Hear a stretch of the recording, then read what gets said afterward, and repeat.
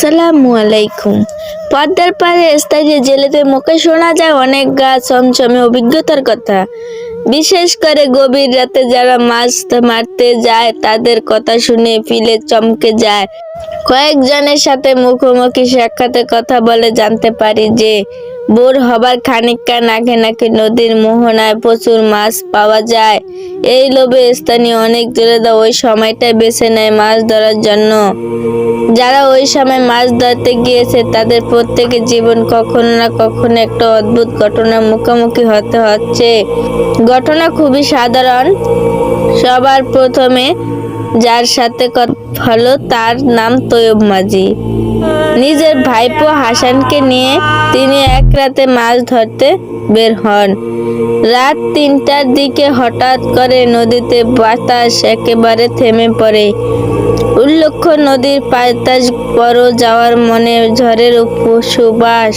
তিনি হাসানকে বলল হাল ঘুরিয়ে ফিরতে পথ ধরতে। ওনারা মাছ ধরতে ধরতে অনেকটা বেড়ে চলছে।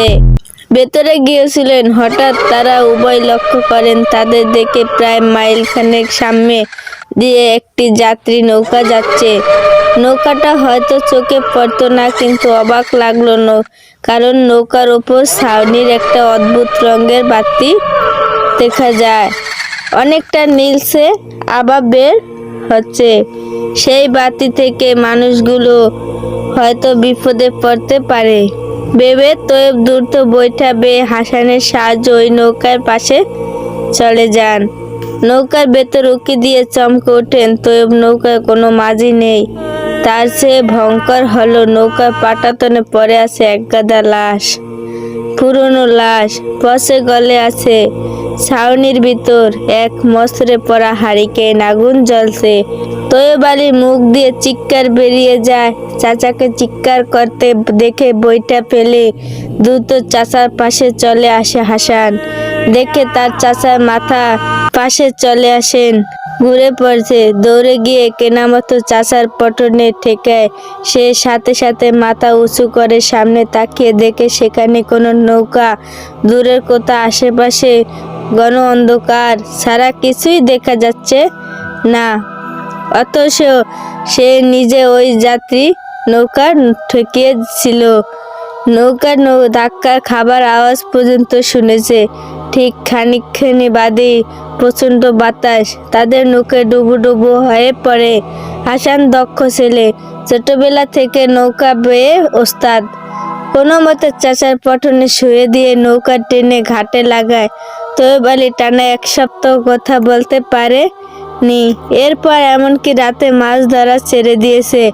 ঘটনা এখানে শেষ হলে ভালো হতো, কিন্তু শুধু তৈয়ব আলী নয়, আরো অনেক জেলের সাথে হুবহু একই জিনিস ঘটেছে।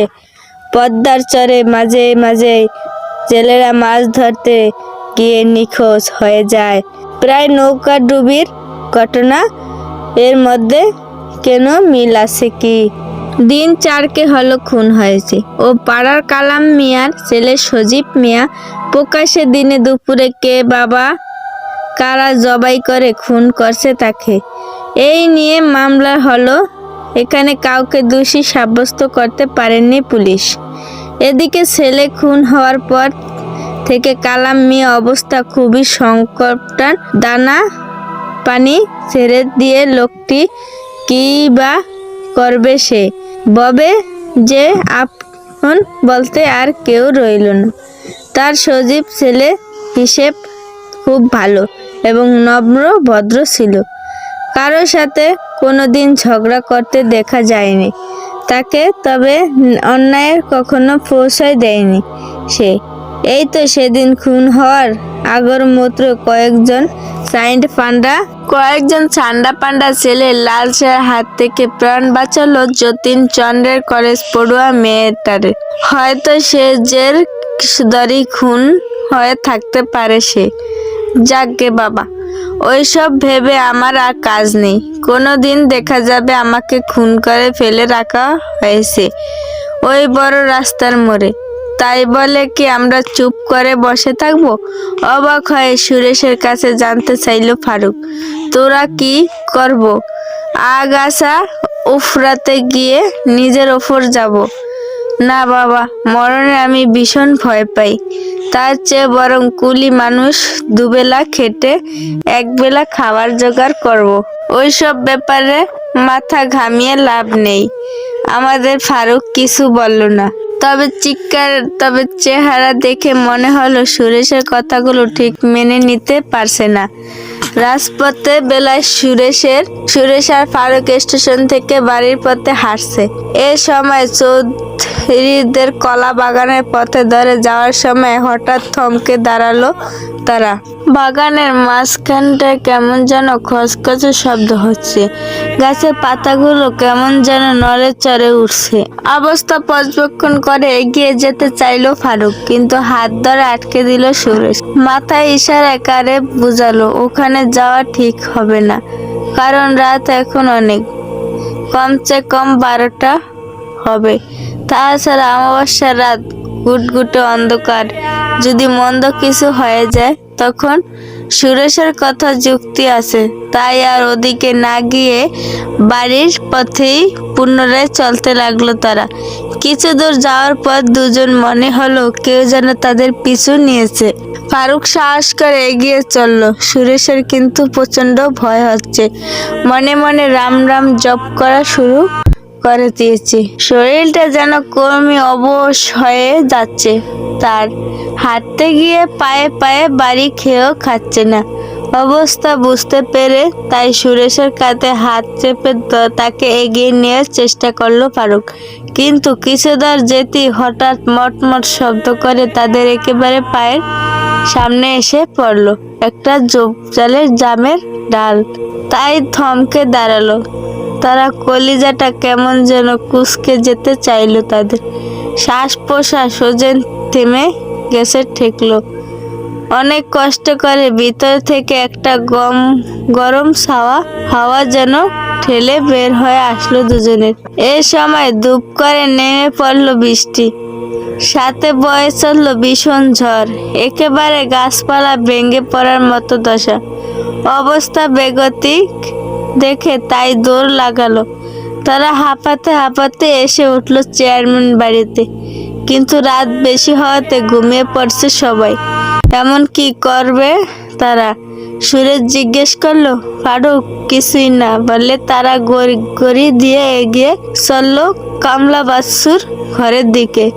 চেয়ারম্যানের ঘাস চাকর সে, তবে ফারুকের সাথে বেশ খাতির রয়েছে। দরজার সামনে এসে এলোপাতির থাপে থাকতো কাঠের তৈরি দরজাটা, কিন্তু বাহিরে ঝড় বৃষ্টির কারণে কোনো শব্দই পৌঁছল না বাচ্চুর কানে।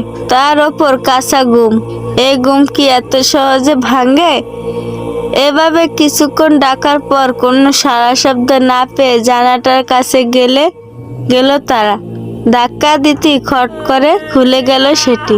এবার বিদ্যুৎ চমকানির আলো স্পষ্ট দেখা গেল বাচ্চুর মুখখানি। এদিকে বৃষ্টি ভিজে ভিজে শরীর যেন একেবারে জমে গেছে। সুরেশটা খানিক কাঁপতেও শুরু করে দিয়েছে।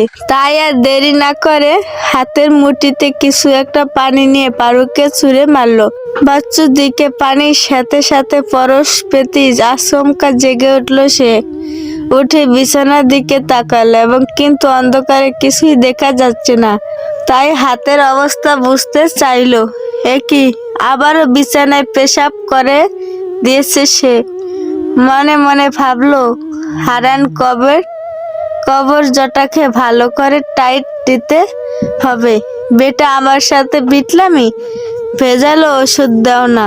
দুদিনই অ্যাকশন শেষ। হঠাৎ বিদ্যুৎ চমকে উঠলো। আকাশের জানলাটার দিকে চোখ পড়তে আঁতড়ে উঠলো বাচ্চু। ওমা, এই যে দু জোড়া চোখ ফেল ফেল করে চেয়ে আছে তার দিকে। ভয়ে কাতা মুড়ি দিয়ে কাঁপতে কাঁপতে দেওয়া দূর পথে লাগলো। একসময় ফারুকের গলা আওয়াজ শুনতে পেল। আলগোছে উঠে বসলো, কোনো রকম তাকালো জানালাটার দিকে। আকাশে অনবরত বিদ্যুৎ চমকাচ্ছে বলে ফারুককে চিনতে বেশি সময় লাগলো না তার। তাড়াতাড়ি করে বন্ধ দরজাটা খুলে দিল ফারুক আর সুরেশের ঘরে ঢুকলো। এরপর দুজনকে শুকনো কাপড় আর একটা গামছা দিল। তা দিয়ে শরীরটা মুছে ভিজে কাপড়গুলো পাল্টে ফেললো।